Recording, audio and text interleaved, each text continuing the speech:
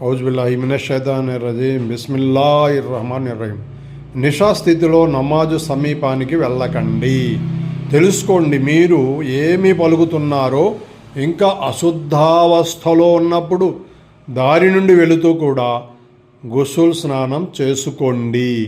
అలా కాని ఎడల దివ్య ఖురాన్ను ముట్టుకోదలిస్తే అది చిన్న పెట్టెలో ఉన్నా లేక ఏదైనా వస్త్రంలో చుట్టి ఉన్నప్పుడు ముట్టుకోవడం సరైన పద్ధతే. ఖురాన్లో ఇలా ఉంది. ఖురాన్ గౌరవోన్నత గ్రంథం. ఈ గ్రంథం ఎలాంటి హెచ్చు తగ్గులకు గురి కాకుండా సురక్షితముగా ఉంది. పరిశుద్ధతను పాటించేవారు మాత్రమే దీనిని తాకుతారు. దైవ ప్రవక్త సల్లల్లాహు అలైహి వసల్లం వారు ఇలా అన్నారు, పరిశుద్ధ స్థితిలో తప్ప ఖురాన్ను తాకకూడదు. ఇది దారే ఖుత్నీ అనే గ్రంథంలో రాయబడి ఉన్నది. కాబట్టి ఈ విషయాల్ని అర్థం చేసుకొని ఆచరించడానికి ప్రయత్నం చేద్దాం.